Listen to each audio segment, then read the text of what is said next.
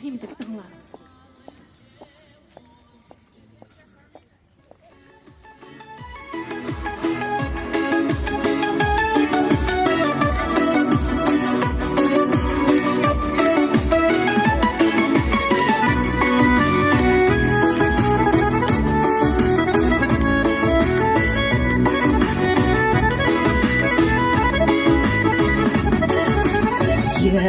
Yaşlıgıma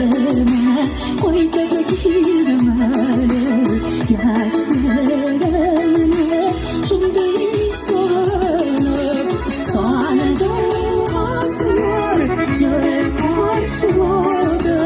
Doğanın ağrında Konat koyunur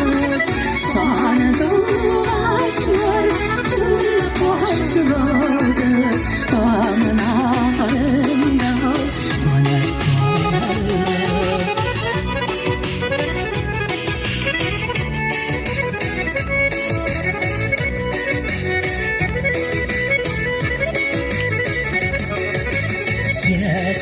Yaşlıgıma koyda girmeli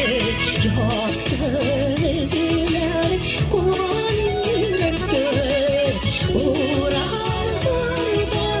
cırlar uzlaşıyor Sakındırman indi birlikler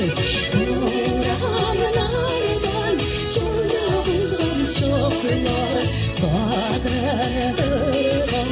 indi birlikler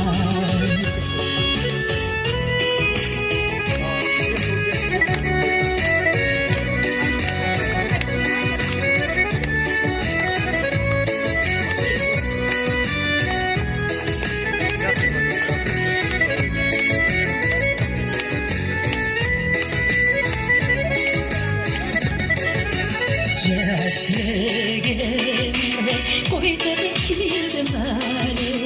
Yaşlıgıma soğan yüzler Yaşlı olan şov şişkeler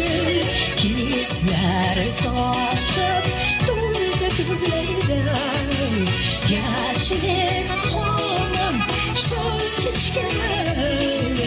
Hisler taşıp durdu gözlerden Yaşlı